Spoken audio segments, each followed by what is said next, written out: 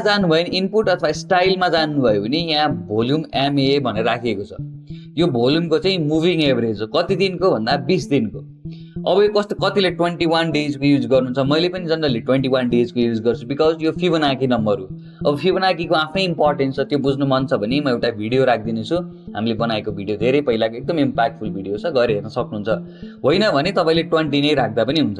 यहाँ 20 दिनको moving average लगाउँछौँ अनि के गर्छौँ, यो गर्नु भएपछि कुन बेला बजारमा भोल्युम आयो भनिन्छ भन्दा जुन बेला यसले चाहिँ यो 20 दिनको मुभिङ एभरेज भन्दा माथिको चाहिँ भोल्युम छ भने त्यो बजारमा भोल्युम अलि स्ट्रङ छ भनेर बुझिन्छ। जुन बेला यसको भोल्युम तल हुन्छ त्यो बेलामा बजारमा ट्रेड गर्ने कन्डिसन छैन भनेर बुझिन्छ। अब यो भन्दा माथि हुँदै गर्दाखेरिमा पनि यस्तो आजको जस्तो यो बीपीसीएलमा आएको भोल्युम भनेको this is a negative indication, बजार घट्न पो खोजेको हो कि भन्ने खालको एउटा संकेत पनि हुन सक्छ। तर यसले चाहिँ तपाईलाई कम्पेयर गर्दाखेरि हामी के गर्छौँ त, यसको अगाडिको जुन यो अगाडिको बार छ त्यसलाई चाहिँ लिएर हामी कम्पेयर गर्छौँ। हामीले जनरली कम्पेयर गर्ने भनेको रिसेन्ट केही दिनमा बजारले के गरेछ भनेर, र ओभरअलमा हामीले हेर्दा 20 दिनको 21 दिनको मुभिङ एभरेजलाई बजारले के गरेको छ भनेर।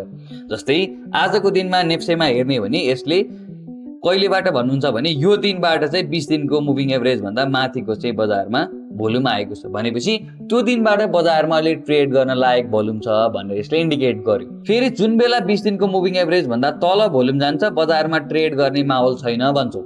तर त्यो भन्दा पनि पहिला चाहिँ